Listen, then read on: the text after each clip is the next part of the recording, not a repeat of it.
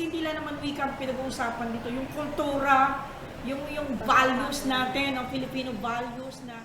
Tatanggalin po. Ano pong reaction niyo po nung lumabas po ito? Actually, nakabasa ako ng panayam sa Komisyon ng Wikang Filipino, no less than Dr. Virgilio Almario.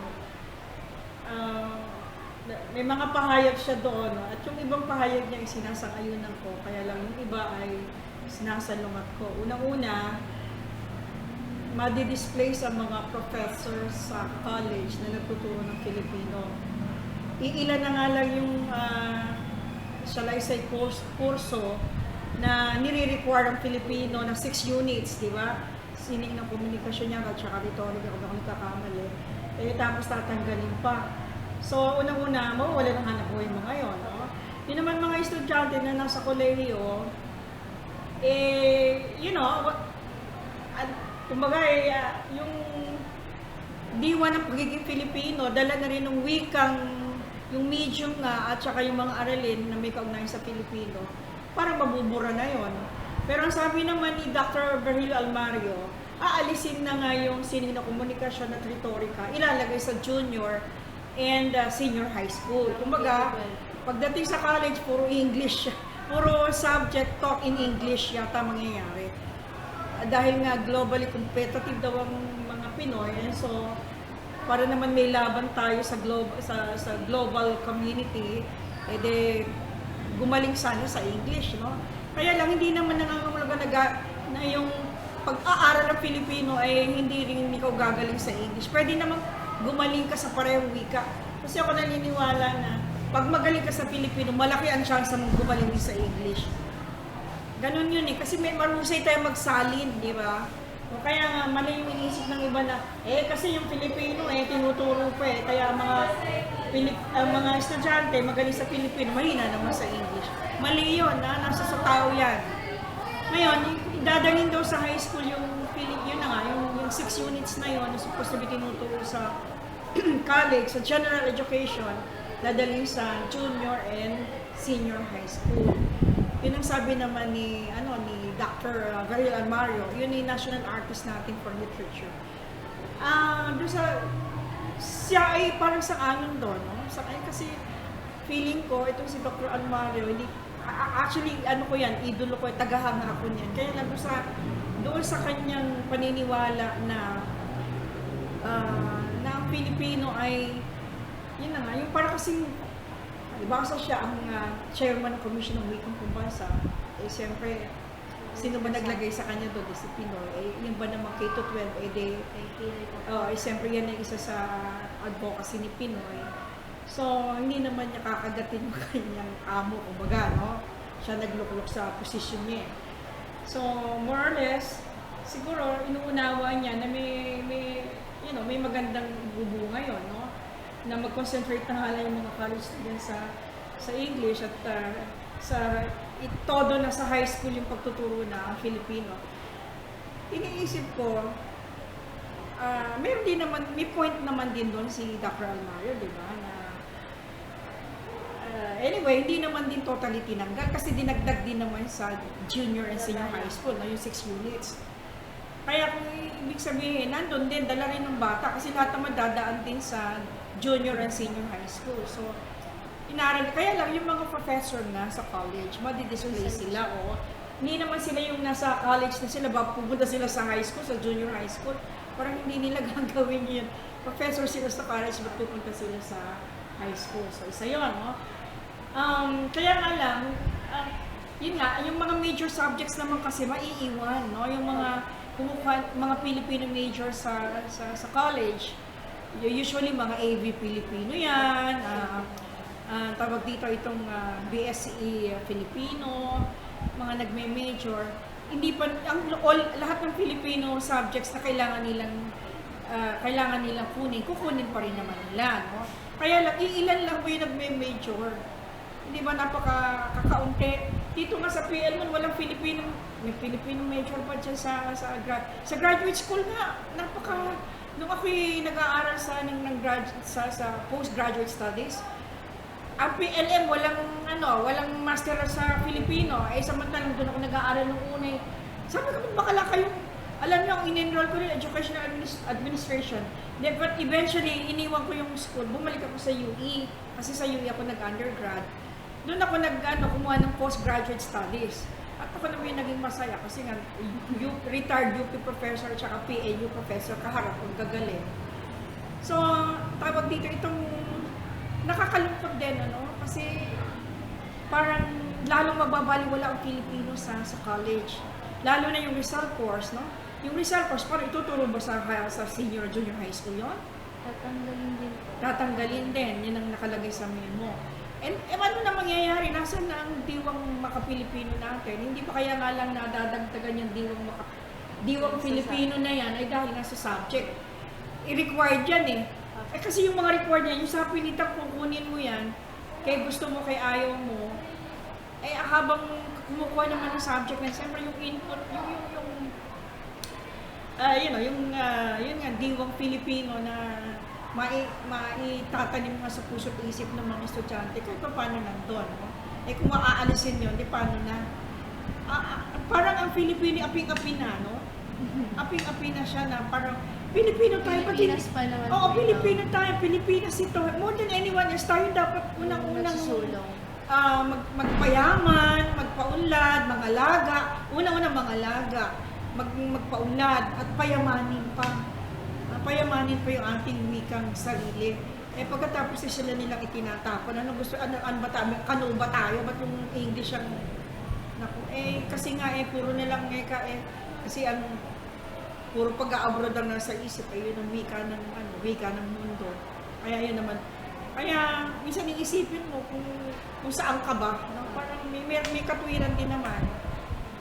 Kaya sa akin, nalulungkot ako kasi ako bilang guro, sasabihin ko sa iyo, ang dami kong mga batang naaakay sa matuwid na pag-iisip dahil sa wikang Filipino.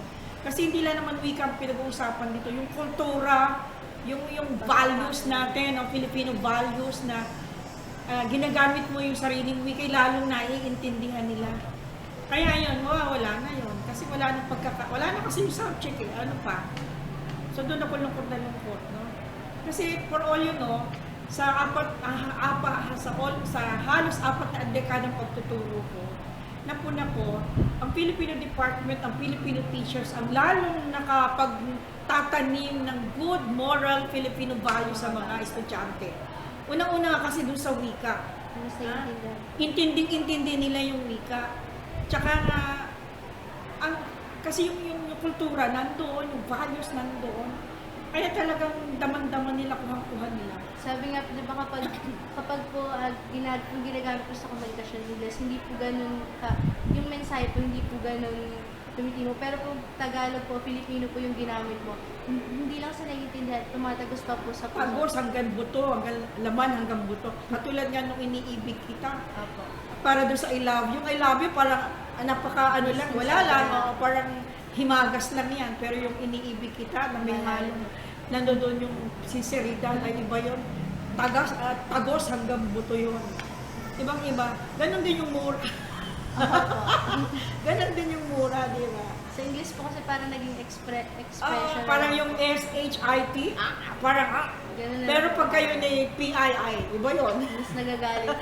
Mambubuntal ka na pagka yung PII yung ginamit sa'yo. Tsaka talaga matindi na ang galit mo. So, yun ang isang isa sa mga... So, bali, yun na lang po, ma'am. Panghuli na lang po namin, bali.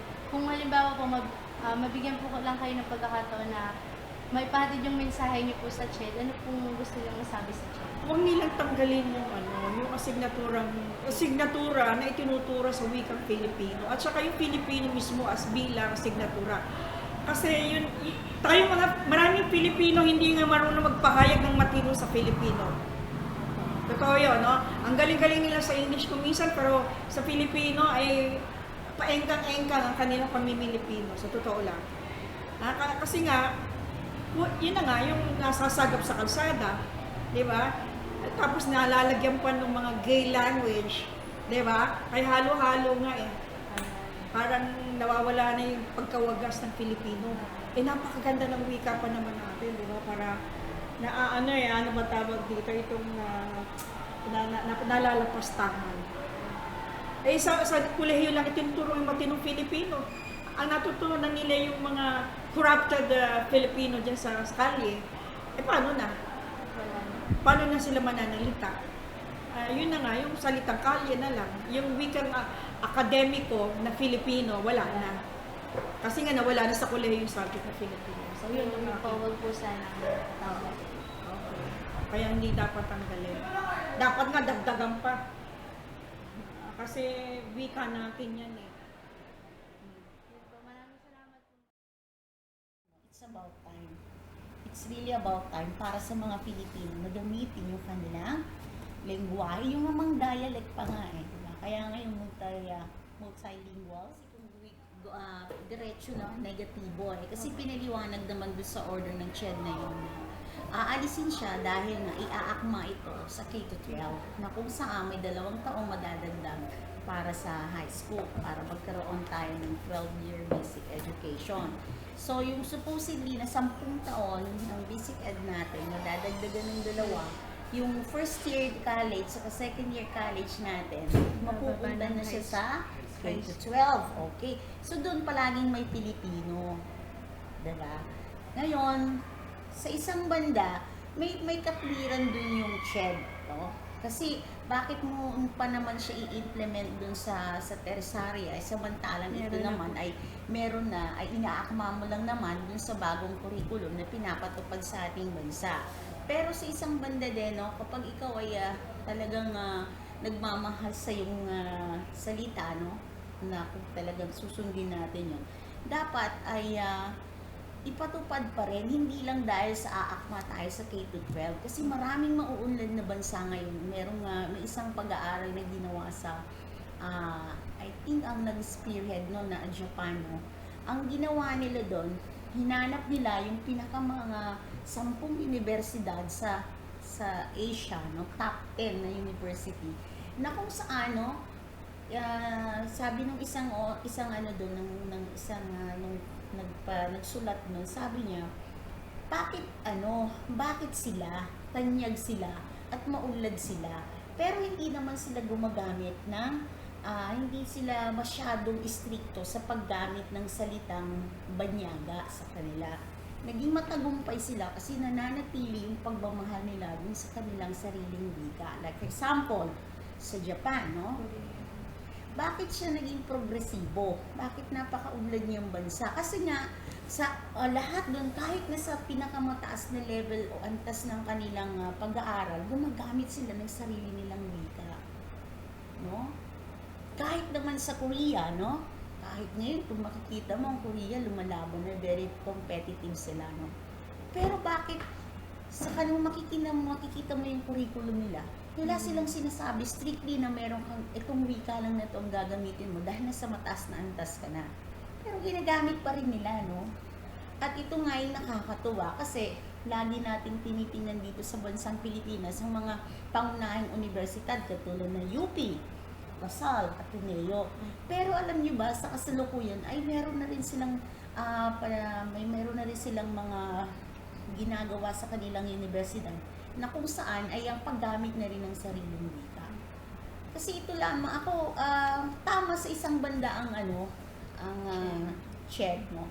Pero ito ay isang sa aking personal na, no, ay talagang ito na siguro yung simula ng lalong higit na pagkawasak ng ating sariling wika. Kasi kagaya ko ngayon bilang guro, isa sa malaki kong pinoproblema ngayon, hindi na nga marunong sa Ingles ang mga bata, hindi pa rin siya marunong sa Filipino. So ano na lang ang maging identity ng mga tao ngayon? Ano na magiging identity ng mga Filipino? No? Aral tayo ng second language natin. Hindi pa rin naman tayo bihasay. Ang problema, ang masakit nito, paano naman yung sariling wika natin? Tapos aalisin pa. Baka pwedeng maganda pag-isipan ng CHED yun eh. No? Huwag alisin. Siguro, kung ang iniisip naman dahil nga tayo ay isang miyembro ng United Nations, di ba? Isa tayong kasapi doon na ano man ang programa nila, sumusunod tayo. Pero dapat isaalang-alang din natin na may sarili pa rin naman tayo di ba? So darating man, kung darating at darating ang global community na yan, sinasabi nilang wala nang pagsasabansa at Ingles na ang magiging lengguwahe. Bakit minamadali natin? Bakit hindi muna natin subukang mahalin, no? Hindi muna natin ngayon maging mahusay muna tayo sa ating sariling wika, no? Yun nga yung malaking problema ng Pilipinas ngayon. Ako personal, tama sa isang banda ang CHED, pero mas dapat intindihin din naman ng CHED kung ano yung dapat para sa bansa natin. Kasi ito na yung nagiging dahilan kung bakit kahit sinasabi mo siya ay nakapagtapos ng pag-aaral, wala siyang naiintindihan. Kasi sinisiksik natin yung bagay na kung tutuusin, marami naman nagre-resist, di ba? Okay, kaya nga maganda yung yung sa basic education, yung gagamit sila ng multilingual. Pero ito'y noong pa, no? Panahon pa ng Amerikano. Noong 1907, kung di ako nagkakamali, sinasabi na yan na gamitin na ng mga Pilipino, panahon na para gamitin ng inyong wika.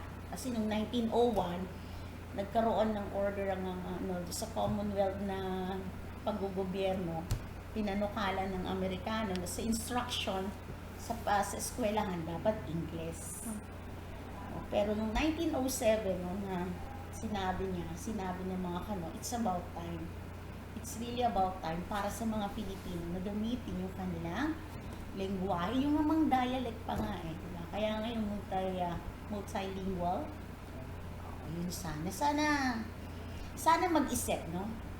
Ang isip ko naman, siguro ito yung dahilan, bakit dahilan naman sinabi ng mga namumuno sa CHED dyan. Kasi karamihan naman sa kanila, hindi naman yung kanilang pag-aaral ay yung mga degree holder nilang mataas kinuha nila sa ibang bansa na gusto nilang ipa-implement sa atin.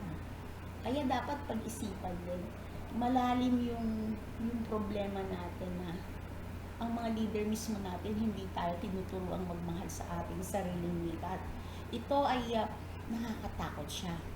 Kasi ito na yung simula ng pagkamatay ng ating sariling kultura.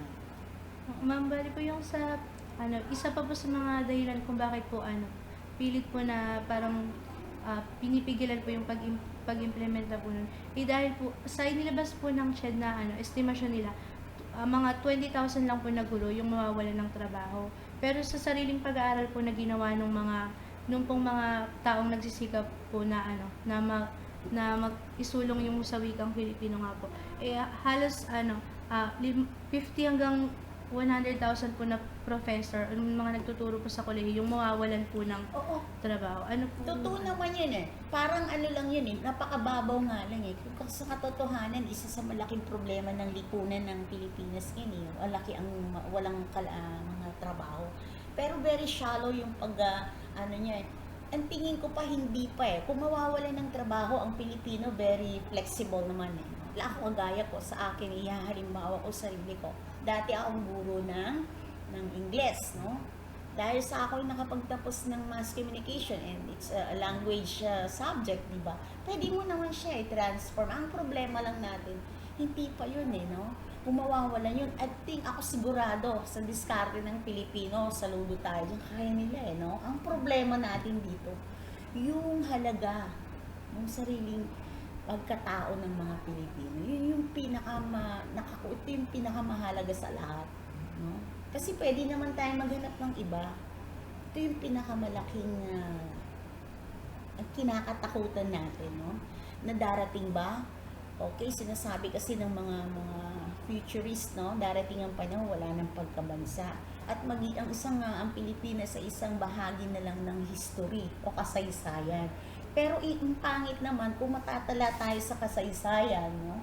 Bago matapos ang 21st century, ay walang magandang naisulat. Ito yung mga lahi na hindi marunong magmahal sa sariling wika. Ang pangit no. Ang pangit. Kaya nga siguro kahit nung panahon ni Serisa, naisip niyo na yun. Eh. Diba? So, mawawalan ng trabaho dahil dagdag kahirapan pa yon. Pero ang pinakamalalim na magiging sanhi nito, paano na yung wika natin bilang isang Pilipino na matagal na ito pinaglaban. Yun po. Bali po, dun sa ano naman po ma'am, labas po tayo. Ginoong kinatigan niya po yun. Na dapat parang siya yun, bilang siya tagapagsulong ng sa wikang Filipino, parang nagtatanong yung mga tao kung bakit niya kinatigan. Tapos ang iniisip po sa kanya ng mga tao, kasi di ba po, ano rin po siya, National Artist for Literature po siya. Bali parang isa po si Pinoy dun po sa mga pumipili po talaga, sa kanya po yung final decision, sa kanya po yung final decision nagmumula po sa ating Pangulo. So iniisip po ng mga tao na baka po kaya po parang kinatigan po ni Ginoong Virgilio Almario dahil po ano po siya, parang si Pinoy po dahil po kay Pinoy naging national artist po siya, parang gano'n. Napakababaw naman ni Ginoong Pineda na supposedly siya yung ama ng mahawak ng suriang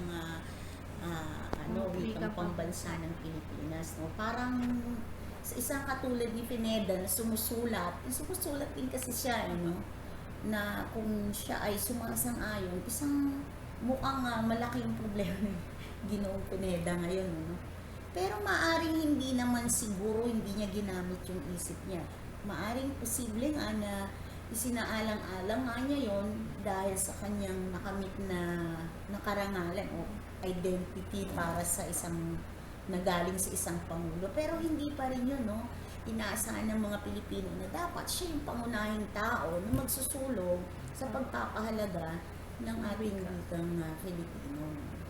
Hindi na nga siya naka-contribute. Actually, in-appoint lang din naman siya. Diba? So, but anyway, ang pinaka-importante dito, sana, yun na nga yun Ito na siguro yung isa pang punto para sa lahat ng Pilipino. Mamamulat na tayo. Lagi na lang ba tayong dinidiktahan ng anong gagawin natin? Dapat magkaroon na ulit ng mga bagong bayaning nagsasalita na hindi naman kailangang mamatay, pero yung susulong ng wika ang Pilipino. Ito yan, sige. Bali po yung pinakahuli lang po namin kung halimbawa po mabigyan po kayo ng pagkakataong makapagpahatid ng mensahe po sa CHED, ano pong gusto niyo sabihin sa kanila? Dapat po kung mabibigyan ako ng chance na makausap ang mga namumuno dyan, sana ugatin naman nila kung saan sila nanggaling. Kung ano man yung pinagsimulan nila ngayon, hindi naman sila makakarating dyan kung hindi sila nagsimulang aralin ang alpabetong Pilipino. Diba? Na kung saan ito ay nanggaling pa sa kanununuan natin nung panahon ng alibata. So dapat pag-isipan nila yon. Kahit tayo na sa makabagong panahon, pero maraming iba't ibang bansa ang nagpapatunay na nananatili silang maunlad, dahil marunong silang magmahal sa kanilang sariling wika. Hindi lang laging ang iisipin ng iba o aakma tayo sa iba. Dapat maganda rin, kaya nga sinasabi natin yung second language ay second language natin, hindi natin binabaliwala. Pero dapat mahusay tayo sa ating unang wika at dapat ang CHED magpapatupad nun. Nakaka-disappoint lang talaga. Yun.